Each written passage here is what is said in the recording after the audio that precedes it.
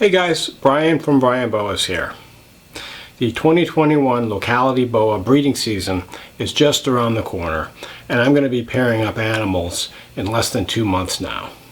Today I want to show you some of my dwarf and semi-dwarf Locality Boa pairs that I plan on pairing up for 2021. If you want to follow my 2021 Boa breeding trials, be sure to subscribe to the Brian Boas YouTube channel so you don't miss out on any of my upcoming Boa videos.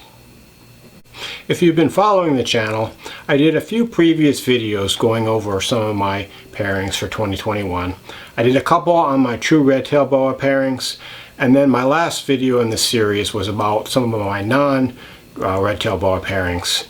Today is the fourth of 4 videos going over all my pairings, where I'm specifically going to look at some of my dwarf and semi-dwarf Locality Boas. I have somewhere north of about a dozen pairings planned for 2021, which is my most ambitious season yet.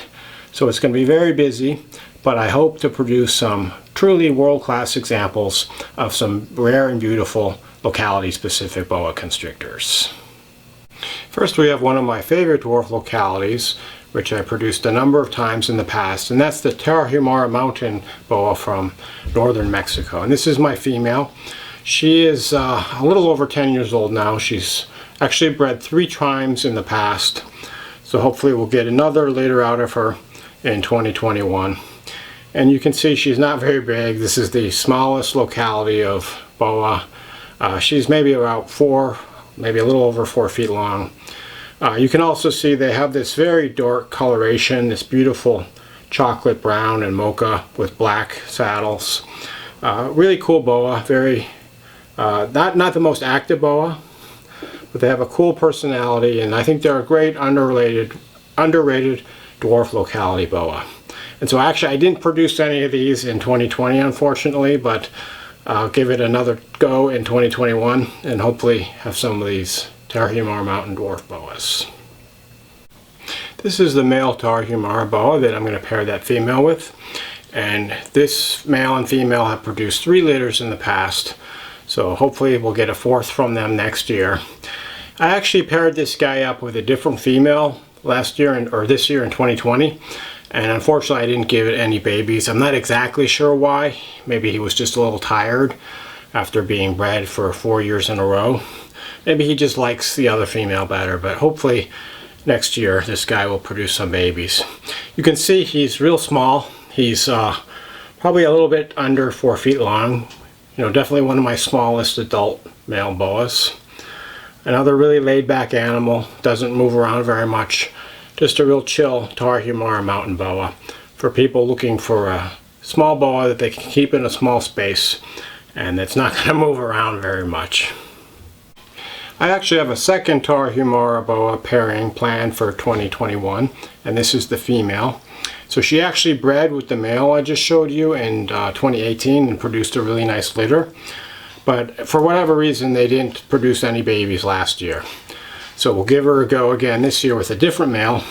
But this animal is really beautiful. She's got a lot of pink coloration in her sides. You can see how nicely the pink goes with the dark chocolate brown and mocha. This animal also has a really nice circular pattern going down her back. Just a really nice, beautiful looking Tarahumara Mountain Boa, and hopefully she'll get her 2nd litter in 2021. So I'm going to pair that female with this male. This guy is actually a holdback from the first pair that I showed you. You can see he's still a little on the smaller side, but with male boas they don't need to be as big or as old. This guy was actually a 2017 holdback from the first pair, and we'll put him in with that female, and hopefully we'll have better results than when the female was paired with his father this year. So this guy, you can see he's got real beautiful colors, one of the nicer of the 2017 litter from the first pair. Nice circular pattern down his back. Just a really cool boa. And as I mentioned, one of my favorite of the dwarf locality boas, probably my favorite of the dwarf locality boas, and perfect for someone that wants a boa that's not going to get very big. The Tarahumara Mountain Dwarf Boa from northern Mexico. This next locality boa is another one that I try to produce every year, and that of course is the Hog Island Boa. This is a great locality animal, and a must for anyone's Locality Boa collection. So this female bred last in 2019 and had a real nice litter, and so hopefully she'll go again next year. This is actually the smaller of my 2 adult female Hog Island Boas. She's about 4.5 to 5 feet long. My other female's about a foot or so longer. And this female has a lot of really nice pink coloration on her sides. Just a real nice, beautiful animal. Pretty chill demeanor. You know, she's not, doesn't move around too much, just kind of hangs out. Cool boa to take out and handle. So hopefully we'll have some Hog Island Boas sometime in this early summer of 2021. And now I'll show you the male that she was successful with back in 2019. Here we have the male Hog Island Boa. This guy is 7 years old now, and he's produced a number of litters in the past. This guy is a Sears bloodline that was produced by Vin Russo, and he's got a real wild look. You can see all this speckling that he has. You know, some of the Hog Island Boas in captivity have been bred, so they're a little cleaner and the speckling is spread out, but this particular animal really retains the speckling, which I like. And then a lot of nice colors, a lot of orangey and peachy colors. Just a beautiful example of a Hog Island Boa. As I mentioned, these guys are a must for any locality collection. They're one of the oldest localities. These guys have been in captivity for quite a while, at least the last few decades. And they're really beautiful, naturally occurring hypomelanistic boa from a small island off of the coast. There are actually 2 small islands off of the coast of Honduras. So the Hog Island Boa. And as I mentioned, my plan is to produce Hog Island Boas as well as to the Tarahumara Boas every year. And hopefully 2021 will not be an exception. I have one more planned breeding pairing for 2021 that I want to share with you. And this is a boa that I haven't produced before, but I'm really super excited about pairing these guys up. And this is the Paraguanera Peninsula Boa. Actually, it's the Paraguanera Boa from the Paraguana Peninsula in northwest Venezuela. And this is a dwarf boa. These guys don't get bigger than about 4 or 5 feet.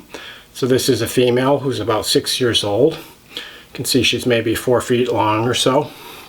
And what's cool about these guys is that they appear to be somewhat intermediate between boa imperator and the true red-tailed boa, boa constrictor. If you look at a map of South America, this little peninsula that sticks out of northwestern Venezuela, it's kind of in between Central America and Colombia, and also kind of north of the range of the true red-tailed boa.